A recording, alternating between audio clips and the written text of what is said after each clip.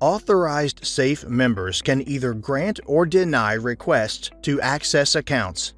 This feature adds an additional measure of protection because it lets the organization see who wants to access the information in the safe, when, and for what purpose. First, the user creates a request. In the request, the user specifies the reason for accessing the account, whether they will access it once or multiple times, and the time period during which they will access it. A notification about the request is sent to users who are authorized to confirm this request. Next, the request is confirmed or rejected by the authorized users. This can be done from the web portal or from the CyberArk mobile app.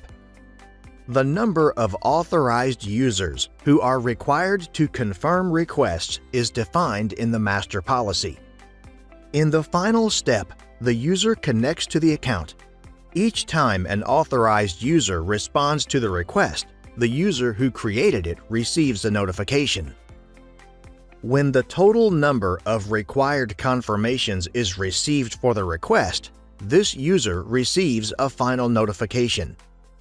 The user can now activate the confirmation and access the account according to the request specifications.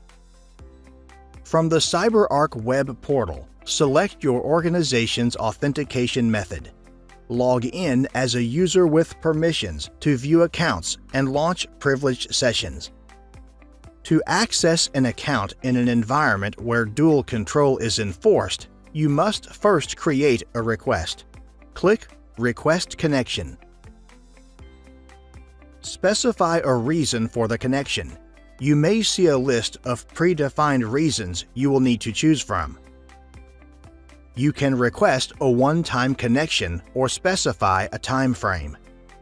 Toggle the button here to request multiple access during the selected time frame. If you have the relevant permissions, you may also see who can confirm your request. Finally, send your request. The request is now pending approval. From the approver point of view, you will receive an email containing the request details.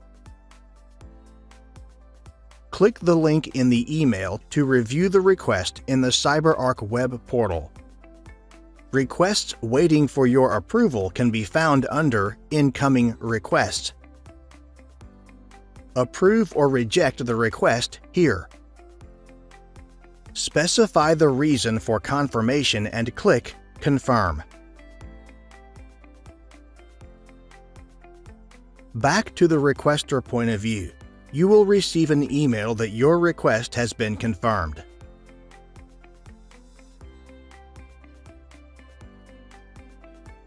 You can also see the request is confirmed in the web portal.